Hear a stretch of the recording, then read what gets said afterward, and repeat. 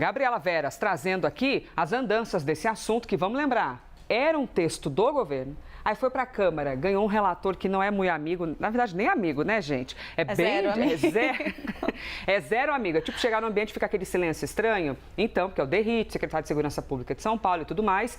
E aí ele assumiu um texto, sendo que ele é totalmente contrário a tudo que é feito pelo governo federal. Esse texto chegou no Senado, Gabriela explicou para a gente aqui o que mudou. Agora, Clarissa, que assim, esse rosto ganhou um monte de Photoshop de plástico e virou outro rosto. Essas mudanças, elas atendem a alguma mínima expectativa que o governo tinha lá no começo? Atendem, Elisa, principalmente em relação às demandas que o governo federal fez diretamente ao relator Alessandro Vieira no momento em que esse projeto chegou no Senado Federal. Recapitulando, o que aconteceu lá atrás? A gente viu o Hugo Mota dar esse projeto, que era uma bandeira estratégica do governo do presidente Lula para as eleições do ano que vem, nas mãos de um oposicionista, mas um oposicionista ferrenho, que é Guilherme Derrite.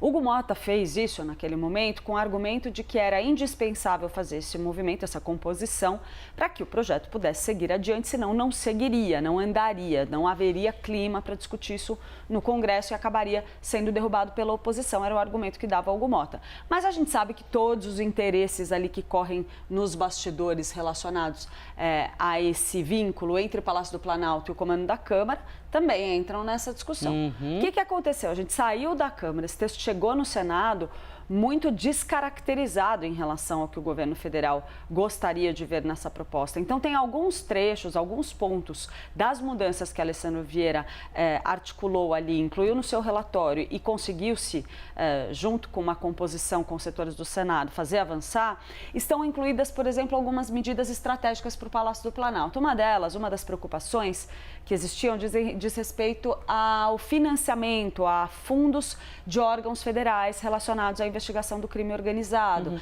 Então, a criação de um novo mecanismo de financiamento com uma contribuição que vá dar subsídio a fundos federais relacionados à segurança pública foi contemplada no texto de Alessandro Vieira, no texto básico que foi aprovado no Senado.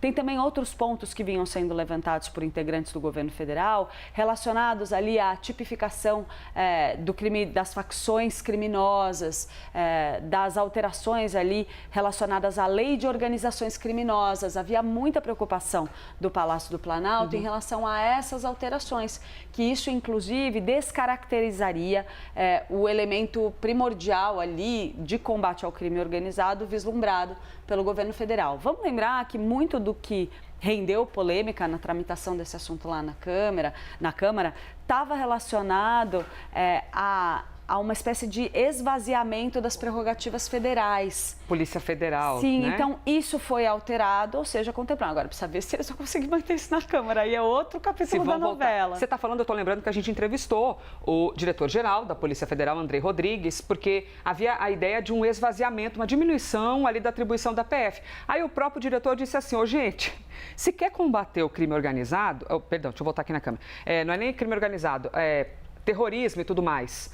Quem combate terrorismo, quem trabalha é a Polícia Federal. Vocês querem diminuir o negócio da Polícia Federal, mas querem combater e tipificar como terrorismo, mas é a gente mesmo. Ficou uma coisa meio assim. Isso foi um primeiro capítulo, né, da polêmica. Depois capítulo a gente teve, teve 2, 3, 4, 5. Porque lembra, era um monte de texto diferente que o relator ia apresentando. Cada dia era um diferente. Aí aprovou, enfim, foi para o Senado, aprovou diferente, agora tem que voltar para a Câmara e seja o que Deus quiser no quesito de encontrar um consenso.